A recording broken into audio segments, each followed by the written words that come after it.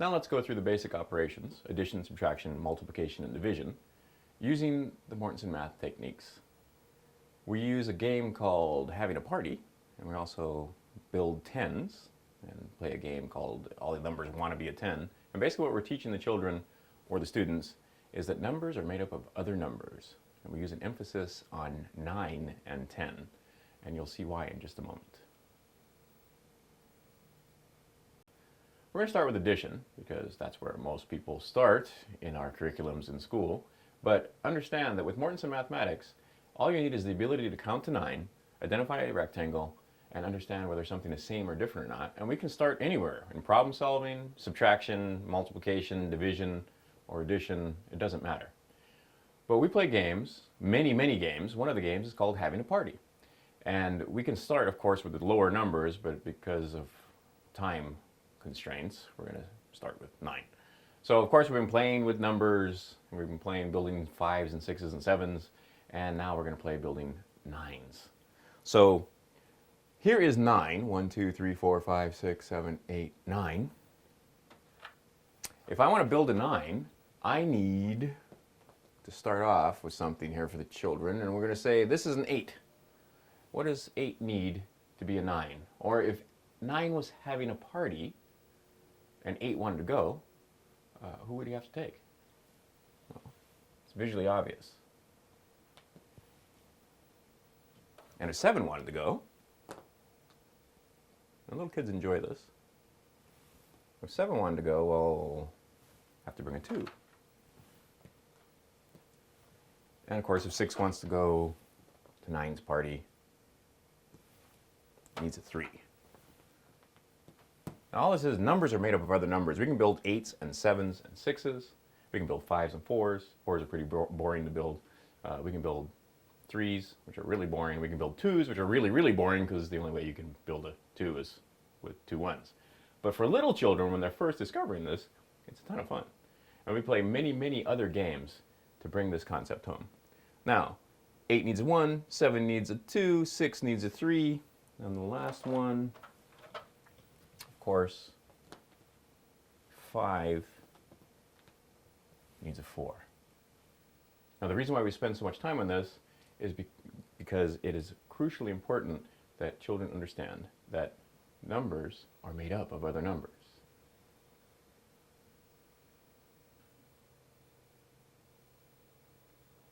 All right, now we spend a lot of time and emphasis on building tens, since of course it's base 10 mathematics that we're teaching. This is a 10. Now, what does 9 need to be a 10? And of course, all the other numbers want to be 10s. 9 needs a 1 to be 10. And of course, 8 needs a 2.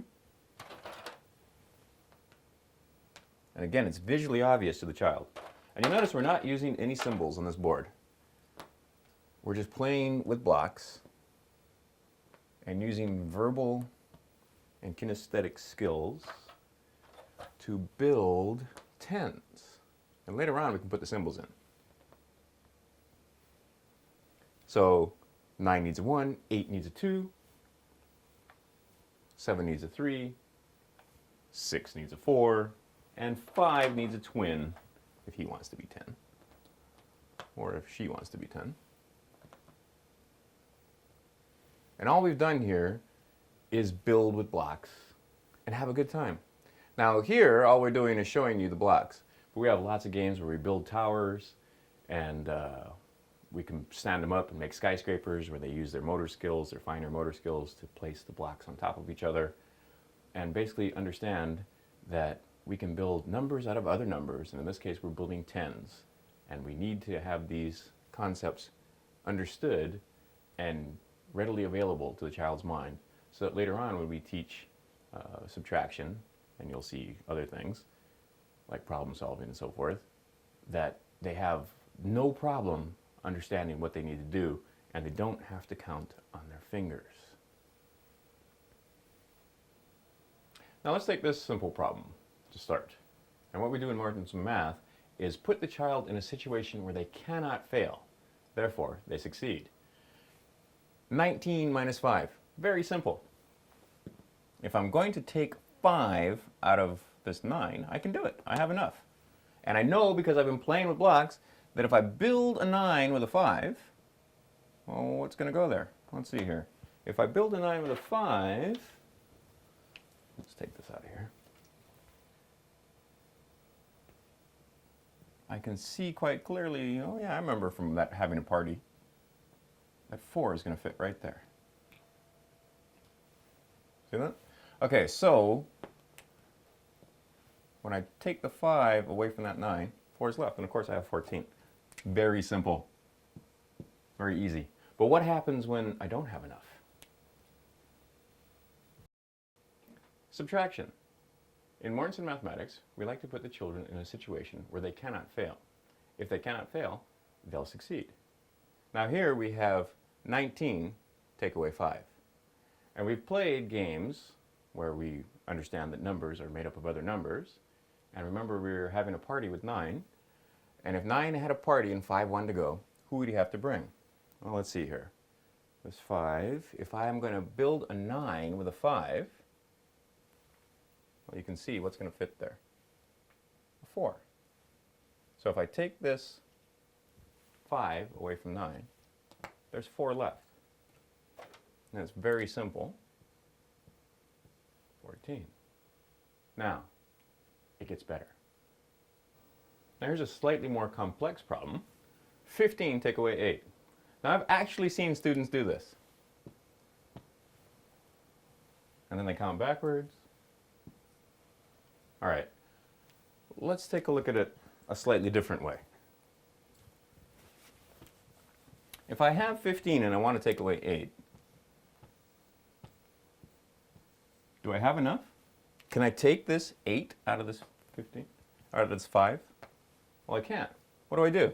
I take it out of this 10.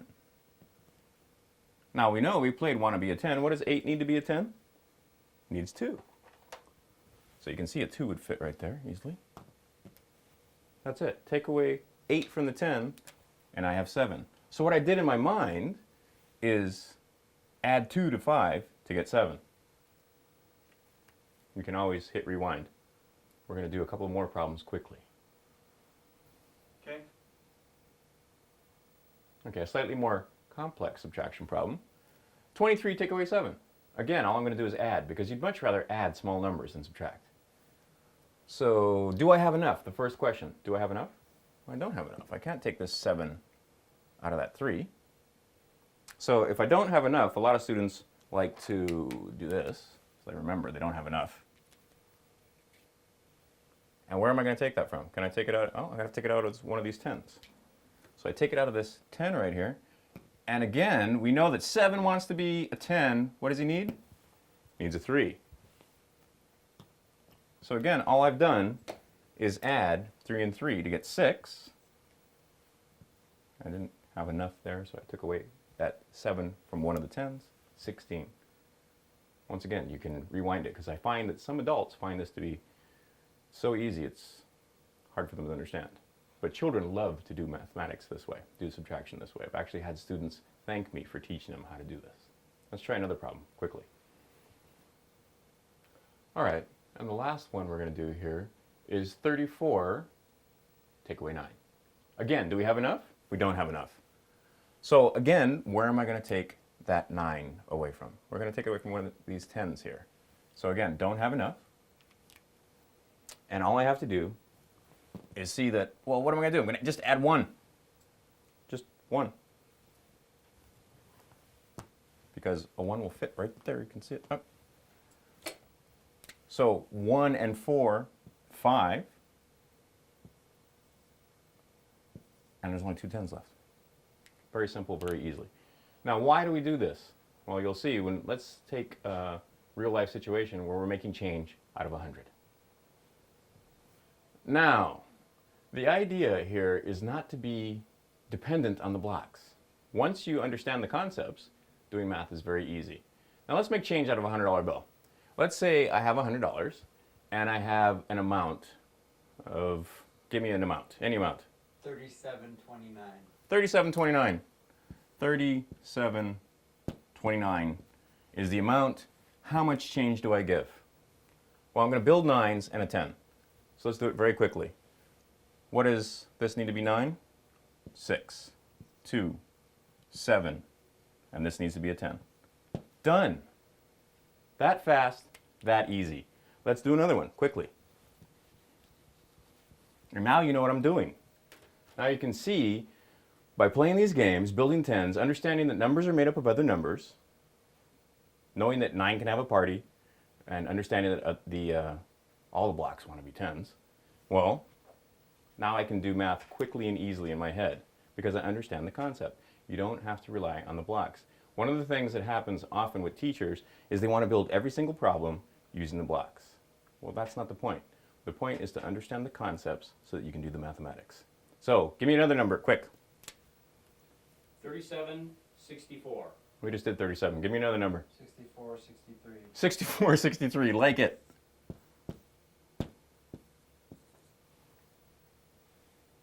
Again, what do I have to do? Build a 9. Need a 3. Need a 5. Need a 3. Need a 7. Done. It's that easy. Let's move on to multiplication. Multiplication is the absolute milestone in mathematics because it allows you to count very, very quickly. Now, let's take the example, simple example, of 3 6s. 6 taken 3 times. There it is. I have a rectangle, 3 6s. 6 taken 3 times. Let's see here. This side is 3. You can count it. 1, 2, 3. This side is 6. The whole thing must be 18. It can be nothing else. So what I have is 6 taken 3 times. And that's the same thing as 18. Now we play games, sing songs, and do skip counting. We can count 6, 12, 18. We've played lots and lots of games before we've ever moved on to this point. And we can play other games where, let's see, if I have a block here and I just have these 3 set up, the child can just take the blocks and put an 18 underneath it after he gets done counting it. And they can count it any way they want. They can count it by 3s, they can count it by 6, they can count it one at a time if they're very young children. With 3 and 6, the whole thing is 18. Here we can see that multiplication and division really are inverse functions. And there's no magic that goes on when they're doing memorization where somehow 6x3 turns into 1/8. I had children say that to me, that the way they memorized their multiplication tables, they just didn't understand that it was 6 taken 3 times. They just thought that this turned into that. Now, if I have a rectangle and the whole thing is 18 and one side is 6, what does the other side have to be? It has to be 3. So we can see that 6 times 3 is 18, but now we can see some division. Because really, this symbol right here is shorthand for division. Multiplication. Multiplication is the absolute milestone in mathematics because it allows you to count very, very quickly. So we spend quite a bit of time on the multiplication, making sure that the children understand their multiplication tables and can do them backwards and forwards. I've had many cases where children were having difficulty, or students, not just children, adult students, that were having difficulty in algebra, and spending a little time with them, I discover that they are not really confident on their multiplication tables. So multiplication is the absolute milestone in mathematics, and the way we teach it makes it very simple and very easy, and actually kind of fun, especially if we get to the children young enough. Let's take a look at this. We said that there were 5 concepts in mathematics. Well, concept number 1, all we're doing in mathematics is studying numbers. All we can do with numbers is count.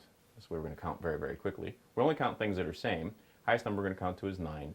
And then the third concept is we form rectangles to facilitate counting. In other words, we form rectangles to make it easy to count. So we've made a rectangle here with some 6s, 3 6s. How many in this rectangle? Well, if I have 3 6s, we have 6 taken 3 times here. Let's count it. 6, 12, 18. But if I want to count very quickly, I can just count the edge. 1, 2, 3 by 1, 2, 3, 4, 5, 6, and I know the whole thing is 18. 6 taken 3 times is the same thing as 18. And you'd be surprised, young children discover for themselves that actually 3 taken 6 times is also 18. Now, if I make a rectangle and the whole thing is 18, one side is 6, the other side must be 3.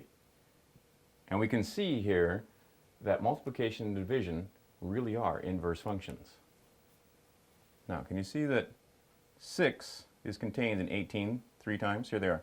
1, 2, 3.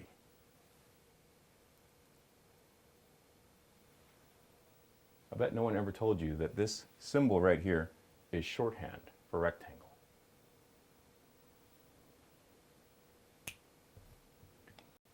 All right, let's get a slightly bigger problem together here using the blocks.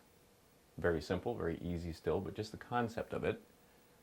12 taken 11 times. And you see that across here, it's 12. 1, 10, and 2 blue ones. We can call this 3 because these are different. We only count things that are same. So I have 1 of these and 2 of these. 12 across and 11 up. So I can put this way, this way. Well, what do we see here? Well, I can see very easily that I have 100, 3 tens, and 2. But if I just write it that way, Mrs. Crabtree might not be happy with that. She might say that you copied off of somebody's paper. So we need to be able to show our work. So let's show our work very quickly. Now here's a similar problem. 12 taken 13 times. Once again, very simply, all we need to do is be able to count. So 12 taken 13 times. Can I see what's going to be in each box? Well, to make it a little more clear, simply split and shift here. Now we can see what goes in each box. And I could even do this if I wanted to make it absolutely clear for the adults watching. You see now we have the boxes here. They're not quite as perfect, but all I have to do now is count.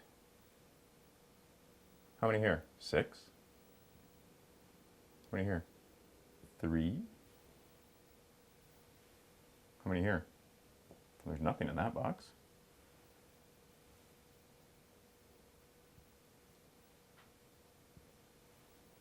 And then just count them all together. 6. 1, 2, 3, 4, 5. And one big red one. 12 taken 13 times, 156. Very simple for small children. Very, very simple for even 4- and 5-year-old kids to understand. All we're doing is counting. Now, we can teach them as time goes by. 3 times 2, 3 times 10. 10 times 2, 10 times 10. Instead of just knowing or using the algorithm, multiply this, and a lot of times you'll even hear the child say 1 times 2, 1 times 1. When actually this is a 10, and this is a 10. Very simple. Now let's go back to division using a familiar set of manipulatives, the 6s we've already seen. Here we have 6 taken 3 times, and here we have 3 taken 6 times. Now, for a small child, or a student again, we can count this side, 1, 2, 3, and we can see that this side is 1, 2, 3, 4, 5, 6. 3, 6, and here I see it's 6 3s. Now you really can see that the multiplication and division are inverse functions. You can see it very clearly. Here I have a rectangle. Here I have a rectangle. The whole rectangle is 18. And on this one, we have 6 is contained in 18 3 times. Here, I have 3 is contained in 18 6 times. Once again, that symbol is just shorthand for rectangle.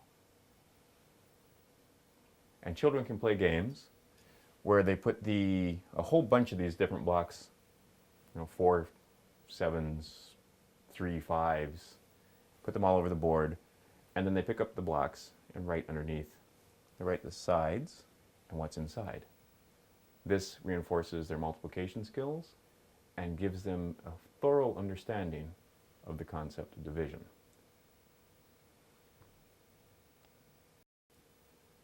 All right, let's take a slightly bigger problem. And in Mortensen Math, we always say bigger is funner. It's not good grammar, but bigger is more fun. Now, what I have here is a rectangle, and you'll see that it's built slightly differently than when we were doing multiplication. And there's a reason for this. Once again, a uniform methodology for the visualization of the mathematics. Now, again, all we're doing with mathematics is counting, right? First concept, mathematics is the study of numbers. All we do with numbers is count.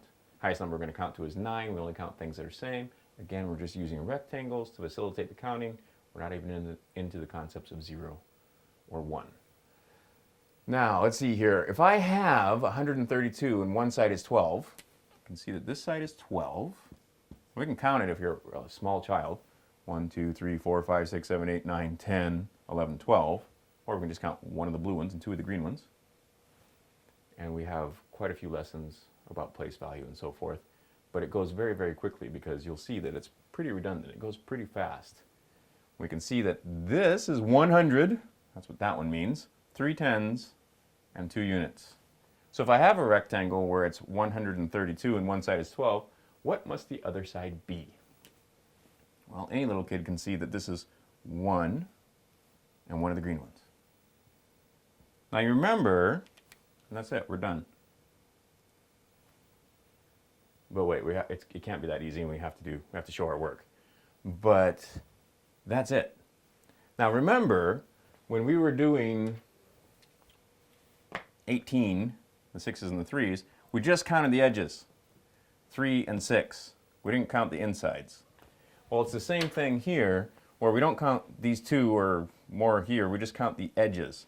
If this edge is 12, and actually you can see that this side is also 12, this side is 11, that's it. If this side is 12, this side must be 11. Now, what happens once again when you have to show your work? Well, when we show our work, all we're going to do is split it a little bit like that, so we can see the difference there. Now, can we see that right here we have 100 and 2 tens? 100, 2 tens. It's the same as 120 in English. What's left on here? Well, I can see there's 12 left. Now, when I count that 12, all right, we're done. It mirrors the work. Now, let's tell that story again, giving it some more meaning so that it's not just some algorithm for solving this. And what I see a lot of children do is 12 goes into 13 once. Well, it's not really 12 going into 13, is it? And doing the subtraction, or they just learn multiply, subtract, multiply, subtract. Let's learn the concept of it. Let's think about the concept of division. We're going to tell a story about Boy Scouts. All right, let's tell a quick story about Boy Scouts. There are 12 Boy Scouts, and they go and pick, I'm from Hawaii, 132 pineapples. How many would each Boy Scout get if the farmer tells them to take them home, divide them up equally and take them home? So let's get out our pineapples. Here's 100, 3 tens and 2, 132 pineapples. And now I'm actually going to get the Boy Scouts out. And here we have 3 of them. All right, here's a bunch of them over here. Look, some of them actually showed up in uniform. I don't know about you, but when I was a kid, nobody showed up in uniform. But here's 3 of them that showed up in uniform. Here's a couple of tall Boy Scouts. Here's a short Boy Scout over here. And now what we have to pass out our pineapples. Can we pass them out one at a time? Oh, that's going to take forever. We've only got an hour here. So let's see, could we pass them out 10 at a time even? 10, but then I'd have to start breaking up this one. Could pass them out like that, but then I'd have to break this one up to fit. All right, so can I pass them out really quickly? Watch this. I can think of a way to pass them out very quickly, just like that. Now, can you see that he gets 10, and this guy gets 10, and the short Boy Scout over here gets 10, everybody gets 10. How many are left? 12. Are we done passing out pineapple? Well, we still got to pass out these 12 pineapple. Now we can see that each Boy Scout gets 11. 10 and one more. And we can see, again, that our notation mirrors our manipulatives. Where first we passed out 120 and we had 12 left. We weren't done passing out our pineapples when we had those 12 left. We passed out 12 more, and now we're done passing out pineapples. And let's take it a step further. What if I had 133 pineapples? Let's get this extra pineapple in here. Well, then you can see that instead I would have had 13 left over. And then when I passed out 12 more, I'd have 1 left. What do we call that? A remainder. It remains outside the rectangle. But this farmer says, well, you can't take any pineapple home unless everybody gets an equal share. Well, the little kids will always say, well, what are we going to do with this one pineapple? And the little kids will say, eat it, give it to the farmer, throw it away. But no, we want to divide it up equally among all those Boy Scouts. What do we need? Well, little children will tell you we need a knife. And what do we have to do? We have to take this one pineapple and cut it up into how many pieces? Well, there's 12 Boy Scouts. So of course we have to cut this pineapple into 12 pieces.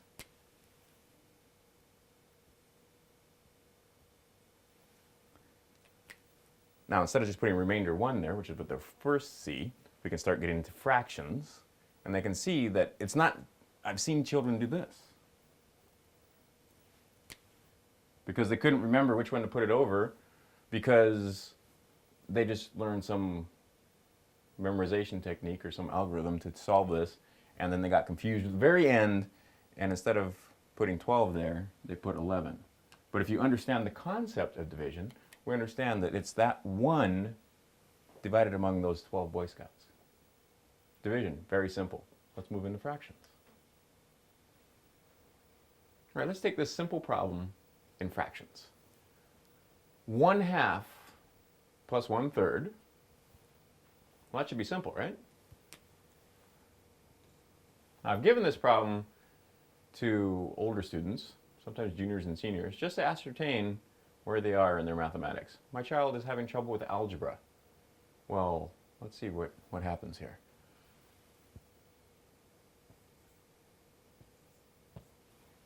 Of course he's having trouble with algebra. Concept-based teaching, this will never happen. But if you just memorize some rules and algorithms and some memorization techniques for solving problems, this can often happen. What happened? Did the rules change? We're just adding fractions. The rules all changed. A lot of times students have been learning basic operations for a few years even, since kindergarten, and they've never seen a fraction. So when they come to fractions, they think, wow, the rules changed. The rules didn't change. And by the way, what we're going to show you here is just one of the methods we have for teaching fractions. And some of the pieces that we use for fractions, we use other manipulatives also to teach fractions. What if I use this? What if I use this algorithm? Which is just I use that word, it's just all that's a fancy word. All that is a fancy word for problem-solving technique. Let's see here. I'm going to multiply this one times that one, and that one times this one. And then I'm going to multiply this times that. Oh, wait a minute. Yeah, and then I'm going to add these guys together. Wait, I multiply this times that, and then I add those two together, and then I multiply these two together, and of course I come up with 5/6. Seen classroom situations where this is the way it's taught. Well, let's see, and they even have the little arrows in the textbooks. This is no help. What we have is concept number 2, where what we're going to do is count things that are same. So let's get a basic understanding of what these fractions mean. Unit expanded so that we can manipulate it. Now, we can break this unit up into parts. We can see that I still have 1, but now it's in 2 pieces. In here I have 1, but it's in 3 pieces. Further, I can break it up like this, so I can see that I really have it in 2 pieces.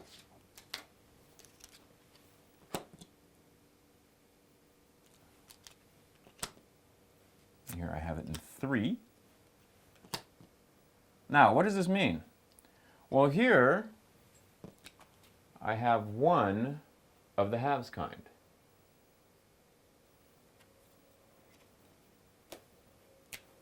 One, and it was in 2 pieces.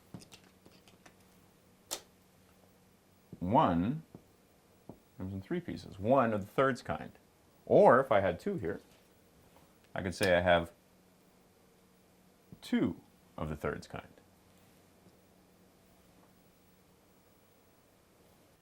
So let's take a look at fractions. Here's a simple problem. 1/2 plus 1/3. Often I'll give this to students to ascertain where they are in their mathematical ability. Juniors and seniors who are having trouble with algebra sometimes get this problem wrong. Let's see. You just look at it and they don't remember the rules, so they just add everything together. Well, gee, why are they having trouble with algebra? Because here's what they learned. Let's see, multiply this one by that one by that one, to this one and that one, and then, okay, so now if you know that, then you realize that, and I've seen this in textbooks, with the arrows and everything. We have a little problem here if that's all they know. Let's take a look at this again. If I have 1/2 and 1/3, with our manipulatives, and I'll develop this for you in just a second, 1/2, this is half of a unit, and 1/3, this is 1/3 of a unit, certainly can't be the same as 2/5. We can see that. It's visually obvious that they're not the same. So now that we know what it isn't, let's figure out what it is. All right, what we have here are some fractions tiles. And what I want to stress is that this is only one of the ways that we can explain fractions to children. Now, do you see here I have 1 and I've made it bigger so I can manipulate it and we can talk about it. There's 1, but now here's 1 broken into 2 parts. And here's 1 broken into 3 parts. And of course we could break it into 4, 5, 6, 7, 8, 9, etc. Now, let's see. Further, I can go here and see that I have actually 1 of 2. It would take 2 of these to make this. In other words, it's half of this.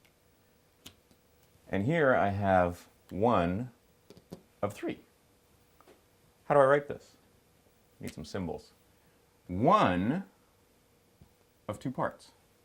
1/2. This is the numerator. It tells me how numerous.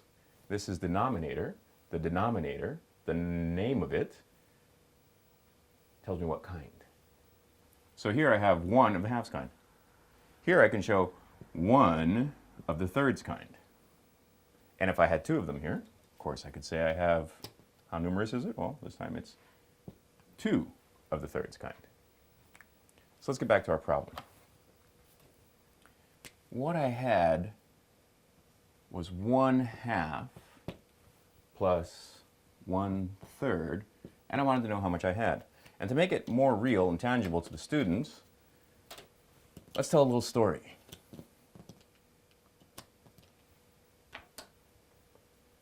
The story is very simple. I have a box of cereal, actually 2 boxes of cereal. One is half full, and the other is a third full. And I want to put them together. Now for little kids, we can just ask the simple question, if I put a third and a half together, will I have enough room in the box? To take it a step further, if there is enough room in the box, how much do I have? How full will the box be? Well, here's a half and here's a third, and we need to understand that fractions, like you and I, don't like to wear the same clothes every day. In fact, sometimes they like to wear disguises. Now, here is 1/2 with no disguise on. But now I put a disguise on. Here is 1/2 but now it's 2 of 4. But you see, it's still just 1/2. Now it's 3 of 6, but it's still just 1/2. Equivalent fractions. Here is 1/3.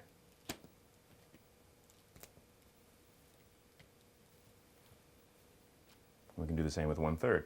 1/3 is the same thing as 2, 1/2 of 6. 1/2 of 1, 2, 3, 4, 5, 6. And when you get larger, you can see that we can also teach skip counting and multiplication using these fraction tiles at the same time as we're teaching fractions for the very young students. Now, let's see. Because I'm pressed for time, I'm just going to do this. I know, because I have some experience in mathematics, that I want 6th kind. We can develop that with the students. And once again, because I'm doing this very quickly in an overview, fractions alone, we could spend 2 hours teaching fractions on a tape or on a DVD. Anyway, 1, 2, 3, 4, 5, 6. 1, 2, 3, 4, 5, 6. Oh, we've got same kind now. We have 3 of the 6th kind. And you can even see if I flip this around that these pieces are exactly the same. They're exactly the same size. And again, this is only one of the ways we teach fractions. Here I have 2 of the 6th kind. Now that I have same kind, remember concept number 2, we only count things that are same, I can see that I have the same kind here. 3 and 2 is simply 5 of the 6th kind. And we can see that it would fit in a box. Because the box isn't full, it's 5/6 full. So that's how we get 1/3, or excuse me, 1/2 plus 1/3 is the same as 5/6. And what we did is we just multiplied by 1. And when we get to the algebra, this will be very important to understand.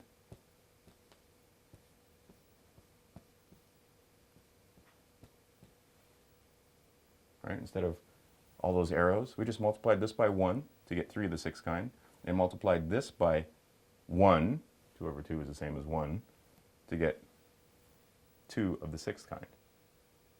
It's 5/6. We make this simple and easy for the children to understand. And this, I took a slight leap here, but all we're doing is showing clearly and concisely fractions. Now, one thing that I've had happen to me on more than one occasion is I have teachers ask me, well, how come when you multiply fractions they get smaller, and when you divide fractions they get bigger? Because it seems that in regular numbers, if you do division, numbers get smaller. And this shows a fundamental misunderstanding of what we're doing. All we're doing is counting. And in order to make these ideas clear to you, you'll have to watch another training video where we do fractions. But certainly it's not the fault of the teachers. If they've been taught this way, and the people that taught them have been taught this way, they might get confused as to why when you multiply, things seem to get smaller. Nothing gets smaller, we're just counting. And when you do division, things seem to get bigger. But nothing really gets bigger, we're just counting. Here, we just started with a simple problem in addition. All right, let's move on to algebra very quickly. We need to develop some concepts in algebra so we know what the pieces are called. Here I have a 10. We played with this a little bit. And right next to it I have a bar where I don't know how many it is. There are no lines on this. You see that here I have 1, 2, 3, 4, 5, 6, 7, 8, 9, 10, and here it's just smooth because algebra is not a rough subject, it's a smooth subject. Here is 1, maybe it's less than 1. We're not sure. Maybe it's 5. It could be more than 10. I mean, if we use our imagination, we can put lots of lines on this, and it could be 15 or 20. It could be anything. It's always varying, always changing. In mathematics, we call this a variable, and we need to name our variable. What should we name our variable? Always changing, always varying. Well, what are we going to call our variable? Let's call it x, since we don't know. Can any little child do this? Children like to do that. In fact, before they can write numbers, they can make an x. All right, so let's take our x's, and as we develop this, the children will hear that it's x, even if it's 3x or 5x or 6x, and play with them a little bit. Here, the symbol x plus another x. How many x is that? Or I can do it this way, x plus another x. How many x is that? Well, if I have an x and another x and I add them together, is it not visually obvious that all I have there is 1, 2x? In fact, here it's so clear, it's the same thing. Over here, it's the same as over here. X plus another x is just 2x. Now, many college students have a hard time here when they see, or not college students, but high school, well, sometimes college students, I've worked with them, that where'd the 2 come from? What's going on here? What happened? I have an x and another x, 2 of them? Well, no, we don't have an x square. We have 1x and another x is just 2x.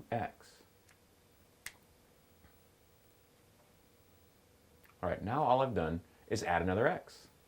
So here I have 2x plus another x. How many x? How many there? Well, we can see quite clearly it's just 3x. 2x and another x, 3x. And it becomes clear what we mean when we say that the 1 there is understood. All right, we spent a little time playing with x. Now we're going to do a 3-period lesson with all of these pieces in algebra. Normally we would spend a lot more time developing this piece right here, but because it's just a short demonstration and a 1-hour introduction, we're just going to tell you that this is an x, is our friend x. Here is a unit. Now, this is also an x and it's smooth. Well, what is this? Well, it's an x. And what shape is that? A square. So we're going to call this one x squared.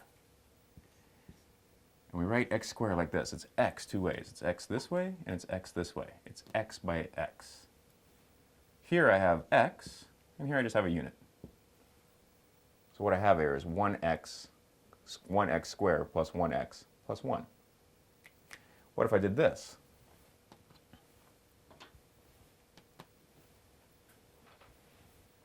Well, now can we identify what we have? We have x squared, 3x, and 2. Now, a 3-period lesson goes very simply and very quickly. This is an x squared. This is x, or these are x's, and these are units. And I could write it down here to make my symbols match my manipulatives.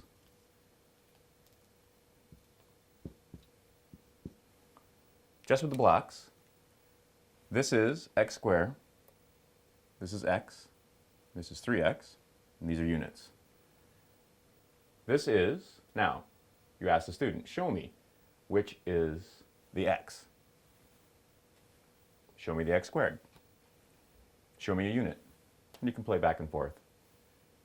And then the third thing is simply, what's this? The student should be able to say, x. What's this? X squared. Now you know too. So let's take these pieces, x squared, 3x, and 2, and do a quick problem in algebra where we're going to do polynomial division.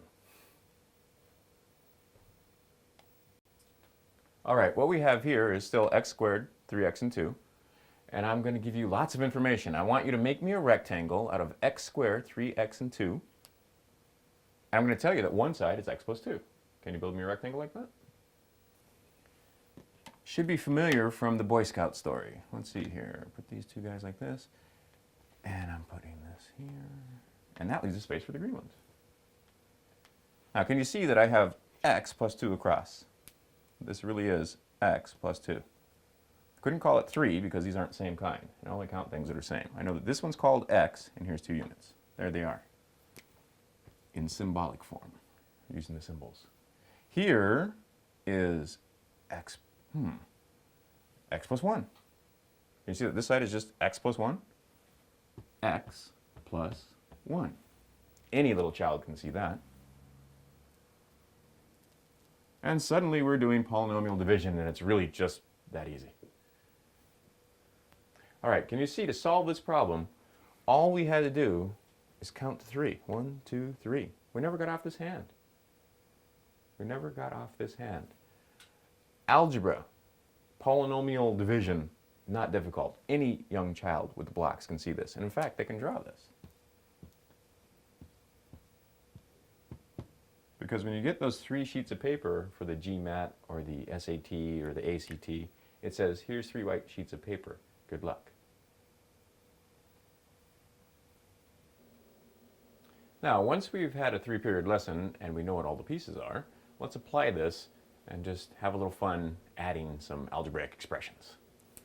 So here I'm having x squared, using the symbols, plus 3x plus 2. And here I have 2x squared plus 4x plus 4. Now, I remember putting this on a board for a bunch of 7th graders. They went, oh, that's hard. We can't do that. Sure you can. Let's just draw them. Here's my x squared, 3x and 2. Here's my 2x squared, 4x and 4. And now all I've got to do is add them together. How many x squared? We'll count the big ones first. 1, 2, 3. What kind? 3x squared. Now how many? 1, 2, 3, 4, 5, 6, 7 x. Because that's the kind. 7 of the x kind. 7x. And simply 6 units. Very simple, very easy once you can draw them. And some students will want to put a line here and draw it all together to match the symbols. But all we're doing is counting. All right, let's do some more algebra where we just give you a little bit of information. And we want you to form a rectangle and count the sides. We call this factoring. So let's take, again, x squared, 3x, and 2, and form a rectangle. And count the sides. So I need x squared,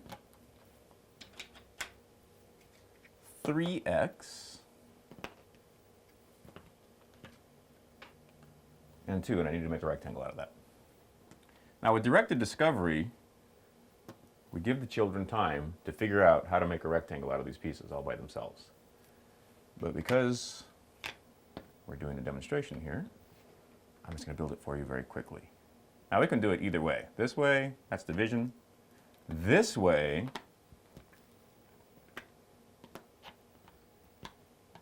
is multiplication or factoring. What I've done is put one on the side, the rest on top, and that leaves room for these 2 little green guys to fit in there. And once again, all I have to do is count the sides. I can see that it's x plus 1 across, and it's x plus 2 up. And all I'm saying is that x squared, 3x, and 2, this whole rectangle, these are the sides, or the factors. All right, let's do a second problem in factoring. X squared, 4x, and 3. Here I have my x squared, 4x, and 3. And for little children, if we were doing these problems in succession, which we most likely would be, they have to figure out, well, the other one said 3x, and I would need another x, and I'd need another unit. Now, here I have 1 on the side, the rest on top, and that leaves a space for the green ones to fit in, as little kids like to say. So if I form a rectangle and just count the sides, can you see here I have x plus 1 across, and x plus 3 up. Once again, we're only counting same kind, x plus 1 by x plus 3. All right, let's do another problem in factoring where I give you x squared, 4x, and 3. And all we're going to do again is form a rectangle and count the sides. So here, I put one on the side, and the rest on top. And that leaves a space for the green ones to fit in. And then all I have to do is count them. Let's see here. This side is x plus 1, x plus 1, and this side is x plus 3. Done. Now, some people get confused. Well, why isn't this 3x plus 3 over here? Or what are we doing? Well, remember, when we were counting 6s, we just counted the edges. If I had 3 6s, it was 3 by 6. I didn't count the inside. I didn't go 12. I didn't count 6 or 9 in here. I just counted this edge, 3 by 6. It's the same thing in algebra. With this, we just count the edge, x plus 1, x plus 3. We factored it. We formed a rectangle and counted the sides. And all we're saying is that this is the same as this. This is the whole rectangle. These are the sides. Slightly way of looking at, different way of looking at algebra. Let's move on to another problem very quickly. We're just going to make it x squared, 5x, and 6 instead. What's that the same as? All right, so let's see here. I have x squared, 4x, and 3. And once again, if I'm a little child, I'm learning addition facts. Well, what do I need? I need another x, and I need 3 more green ones. In this case, I'm going to use these. But the child could have gotten out 3 more green ones to make his 6. Now, form a rectangle, count the sides. Let's say if I put this here and put the rest of these on top, uh-oh, they're not going to fit. And you have to let the child discover this for himself. But now I've made a rectangle, x squared, 5x, and 6, and we can learn all about factoring and all about how we can break up numbers. We can learn a lot more than just factoring in algebra by doing factoring in algebra. Can I count the sides? X plus 1, 2, x plus 1, 2, 3. Just counting the edges, I have x plus 2 and x plus 3. I've seen students in near tears because they had a difficult time using FOIL and other techniques and algorithms and rules, and it's this easy. Simply form a rectangle, count the sides. And once again, because we only have an hour here, I can't get into negative coefficients and so forth, but just you can see that we can teach the mathematics using these blocks very simply and easily. All right, let's talk about a problem in problem solving using algebra. What we have here is a moment in time expressed algebraically. Before this, we were doing factoring and polynomial division, but we were factoring and manipulating x without ever knowing what x is. That's part of the beauty of the algebra. Here, we have an equal sign, so we can discover what x is, because everybody wants to know, how do I find out what x is? Well, you need an equal sign, and you need to be able to tell a very simple story like this. What I have is Fred and Joe. And once again, we can only express one moment in time. So in this particular moment in time, Fred is 5 miles out of town, walking 2 miles an hour. Here, Joe is 2 miles out of town, so he's behind him, walking 3 miles an hour. How long does it take Joe to catch Fred? Well, let's see. Expressed this way, it's very hard for the students to see that these things really are same, because they certainly don't look same, and I don't see very much that's same on both sides. But down here, we can see we have some stuff that's same here, and we have some stuff that's same here. So let's remove the stuff that's same so we can discover what x is. So here I take 2 from here and 2 from here. We've removed same stuff. 2 from here and 2 from here. Ah, x is the same as 3. It really is that simple. So it took 3 hours for Joe to catch Fred. Now further, I can say that if x is 3, then I can evaluate these expressions for 3. And let's do that in just a second. All right, now what we've done is simply discovered what x is. X was the same thing as 3. So now I've replaced my x's with 3's.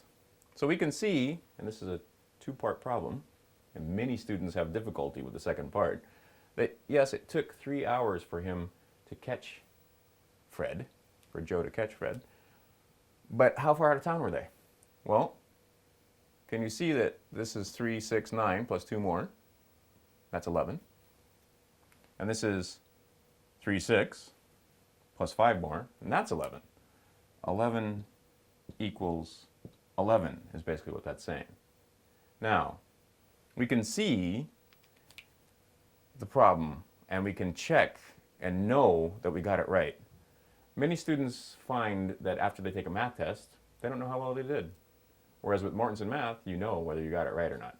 Here we can see 11 equals 11 and x is 3. And problem solving really is this simple.